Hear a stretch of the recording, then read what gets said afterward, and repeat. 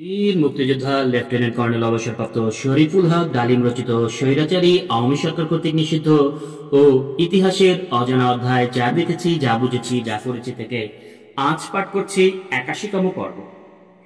আর একদিন আর একজন জয় বাংলা শেঠ তার পুত্রের প্রথমবারের মতো জুতো পরার দিনটি উদযাপন করার জন্য ব্লুফুক্স রেস্টুরেন্টের প্রায় ১০০ জনের একটি শানদার পার্টি দেয়। এছাড়া অনেক শেঠরা দিল্লি এবং বোম্বেতে গিয়ে বাড়িঘর কিনতে থাকেন। অনেকে আবার ফিল্ম ইন্ডাস্ট্রিতেও বিনিয়োগ করতে আগ্রহী হয়ে ওঠেন। তাদের এই সমস্ত কীর্তিকলাপের উপর শহীদ জহির রায়হান একটি প্রামাণ্যচিত্র তৈরি করার সিদ্ধান্ত নিয়েছিলেন।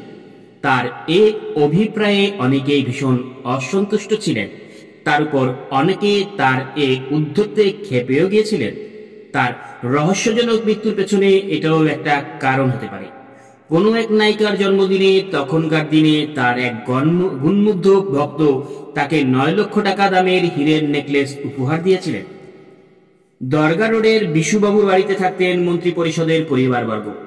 প্রবাসী সরকারের টাকার প্রায় সবটাই কালো কারকা ট্যাঙ্কে ভরে রাখা ছিল বিশুবাবুর বাড়িতে এবং ৩ নম্বর সোয়ার্দি অ্যাভিনিউ এর ৩ তলার ছাদের দুটো কামরায়। সেখানে থাকতেন অর্থ সচিব জনাব শামসুজ্জামান এবং তার পরিবার ও রাফি আক্তার ডলি। এ টাকার কোনো হিসাব ছিল না। কলকাতার বড় বাজারের মারোয়ারিদের সাহায্যে এগুলোর এক্সচেঞ্জ করা হতো। এ কাজের দালালি করেও অনেকে কোটিপতি হয়ে ওঠেন রাতারাতি। মুক্তিযোদ্ধাদের বেশিরভাগ নিঃস্বার্থ দেশপ্রেমিক হলেও তাদের মধ্যে কিছু সংখ্যক মুক্তিযোদ্ধা লোক সংবরণ করতে না পেরে অসৎ হয়ে ওঠেন। কোন এক সেক্টর কমান্ডার এক পাকিস্তানি সিএসপি অফিসারের অন্তঃসত্ত্বা স্ত্রীকে বেয়োনেটের আঘাতে মেরে তার গা থেকে সোনার অলংকার খুলে নিয়েছিলেন। এমন ঘটনা ঘটেছে। এ ধরনের কিছু ব্যক্তি নিজেদের মুক্তিযোদ্ধা হিসেবে জাহির করার চেষ্টা করেছে আজ অবধি, কিন্তু তারা ছিলেন মুক্তিযোদ্ধাদের কলঙ্ক। তাদের অপকর্মের জন্য সাধারণ মুক্তিযোদ্ধাদের অনেক কলঙ্কের ভাগী হতে হয়েছে। যুব শিবির, শরণার্থী শিবিরগুলোতে বরাদ্দকৃত রিলিফ সামগ্রী নিয়েও কেলেঙ্কারি হয়েছে অনেক। ভারতের মাটিতে অংশগ্রহণ করেছিলেন প্রায় ১ কোটি শরণার্থী। তাদের জন্য সারা বিশ্ব থেকে রিলিফ সামগ্রী, যানবাহন ভারতীয় সরকারের প্রযত্নে প্রচুর এসেছিল, কিন্তু তার এতটুকুও দেওয়া হয়েছিল শরণার্থী শিবিরের প্রয়োজন মেটাতে। এই সমস্ত রিলিফ সামগ্রী বিতরণের দায়িত্ব ছিল যৌথভাবে ভারত ও প্রবাসী বাংলাদেশ সরকারের। বগুড়ার স্টেট ব্যাংক ছাড়াও মোটা অঙ্কের টাকা নিয়ে আসা হয়েছিল পার্বত্য চট্টগ্রাম ও পাবনার ট্রেজারি থেকে। সে টাকাও কোনো সুষ্ঠু হিসাব পাওয়া যায়নি। মুক্তিযুদ্ধে আমলিক ছাড়া অন্যান্য রাজনৈতিক দল, তাদের নেতৃবৃন্দ এবং কর্মীদের কার্যকলাপ সম্পর্কে যা দেখেছিলাম তার কিছুটা বিবরণ দেওয়া উচিত।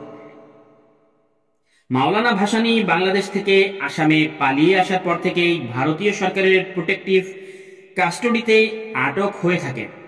মুসলিম নেতাকে নিয়ে বিশেষভাবে চিন্তিত ছিল ভারত সরকার। প্রত্যক্ষভাবে মুক্তিযুদ্ধে তিনি যাতে কোনো প্রকার নেতৃত্ব দিতে না পারেন তার জন্য অতি সতর্কতার সাথে এ ব্যবস্থা গ্রহণ করা হয়েছিল। ভারত সরকার এবং আমলে তখন মাওলানাকে বিশ্বাস করতে পারেনি। তার সাথে তার দলীয় নেতা ও কর্মীদেরকেও কোনো প্রকার যোগাযোগ রক্ষা করতে দেওয়া হয়নি পুরো ৯টি মাস। ভাসানী, ন্যাপের কর্মী ও যুবনেতারা অল্প দিনেই বুঝতে পেরেছিলেন আওয়ামী লীগ, প্রবাসী সরকার এবং ভারতীয় সরকারের কাছে তারা খুব একটা গ্রহণযোগ্য নয়। মাওলানা ভাসানী এবং প্রগতিশীল যুব নেতৃবৃন্দ আওয়ামী লীগ নেতাদের দলীয় সরকারের পরিবর্তে সর্বদলীয় জাতীয় সরকার গঠনের আবেদন জানিয়েছিল, কিন্তু তাদের সে আবেদনে আওয়ামী লীগ কিংবা ভারতীয় সরকার কেউই সাড়া দেয়নি। বরং আওয়ামী লীগ, প্রবাসী সরকার যুদ্ধকালীন অবস্থায় প্রয়োজন মতো মাওলানাকে ব্যবহার করার চেষ্টাই করেছে, কিন্তু মাওলানা ভাসানী সে ফাঁদে পা দেয়নি। মুক্তিযুদ্ধ চলাকালে জনাব মশিউর রহমান জাদু মিয়া একবার কলকাতায় এসেছিলেন। কলকাতায় তিনি তার দলীয় প্রধান মাওলানা ভাসানীর সাথে সাক্ষাৎ করতে ব্যর্থ হন। তবে তিনি তার দলীয় যুব ও ছাত্র নেতাদের সাথে এক বৈঠকে মিলিত হন। বৈঠকে মত বিনিময়কালে তিনি বুঝতে পারেন ভারতের মাটিতে বসে তিনি কিংবা তার দলীয় কর্মীরা স্বাধীনতার যুদ্ধে তেমন বিশেষ কোনো ভূমিকা রাখতে পারবেন না। তারা ভারত সরকারের কাছ থেকে কোনরূপ সাহায্য পাবেন না। তাই তিনি দেশের অভ্যন্তরে গিয়ে গেরিলা যুদ্ধ সংগঠিত করার সিদ্ধান্ত গ্রহণ করেন এবং সেরূপ নির্দেশ কর্মীদের দিয়ে বাংলাদেশে ফিরে যান। কলকাতায় অবস্থানকালে ভারতীয় গোয়েন্দা বিভাগ সর্বত্র তাকে নজরে রাখে। আওয়ামী সরকারও তার আগমনে সন্দেহের চোখে দেখছিল। তার চলে যাওয়ার সময় মেনন, জাফর, রণরা সম্মিলিতভাবে স্বীয় উদ্যোগে তাদের কর্মীদের মুক্তিযুদ্ধে সংগঠিত করার চেষ্টা করেন। বামপন্থী দলগুলোর বেশিরভাগ নেতারা, বিশেষ করে চীনপন্থী দলগুলোর নেতৃবৃন্দ স্বাধীনতা সংগ্রামের যথার্থ মূল্যায়ন করতে ব্যর্থ হয়। তারা এ সংগ্রামকে কুকুরে কুকুরে লড়াই বলে ভুলভাবে আখ্যায়িত করে জাতীয় সংগ্রামকে উপেক্ষা করে শ্রেণী সংগ্রামের লাইন চালিয়ে যাবার চেষ্টা করে জনগণ থেকে বিচ্ছিন্ন হয়ে পড়ে। তবে তাদের মধ্যে কিছু সংখ্যক নেতা তাদের ভুল বুঝতে পেরে পরবর্তীকালে মুক্তিযুদ্ধের স্বাধীনতার জন্য পাক বাহিনীর বিরুদ্ধে দেশের ভিতর থেকেই যুদ্ধ পরিচালনা করেছিল। 1969 সালের গণ অভ্যুত্থানের পর থেকে বাংলাদেশের রাজনৈতিক সমস্যার ভুল মূল্যায়নের জন্য প্রগতিশীল এবং বামপন্থীরা স্বাধীনতা সংগ্রামে তাদের যথাযথ ভূমিকা রাখতে ব্যর্থ হয়।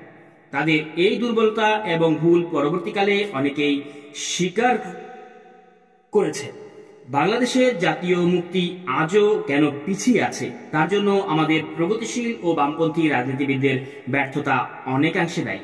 ভারতের মস্কোপন্থীরা যেভাবে ভারতের রাজনীতিতে কংগ্রেসের লেজুর ভিত্তি করে আসছিল, ঠিক সেভাবেই বাংলাদেশের তথাকথিত মস্কোপন্থীরা সংগ্রামের সময় পুরোপুরিভাবে আওয়ামী লীগ সরকারের লেজুর ভিত্তি করে এসেছিল।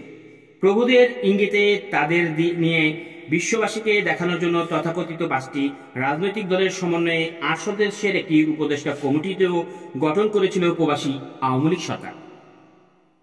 প্রবাসী সরকার মুক্তিযুদ্ধের উপর নিয়ন্ত্রণ কায়েমের জন্য মুক্তাঞ্চলে বেসামরিক প্রশাসন প্রতিষ্ঠা করার জন্য বহু কমিটি এবং আলোচনার পর সিদ্ধান্ত গ্রহণ করে যে মুক্তাঞ্চলে বেসামরিক প্রশাসন প্রতিষ্ঠার দায়িত্ব নির্বাচিত জনপ্রতিনিধিদের এবং মুজিবনগরে অবস্থিত আমলাদের নিতে হবে। কিন্তু এই সিদ্ধান্ত বাস্তবায়িত হয়নি, কারণ যুদ্ধক্ষেত্রে কিংবা মুক্ত এলাকায় M&A, MPA এবং কলকাতাবাসী আমলাদের অধিকাংশই যেতে রাজি হয়নি। ফলে তাদের সব দায়িত্বই বহন করতে হয়েছিল সেক্টর এবং সাব সেক্টর কমান্ডারদের।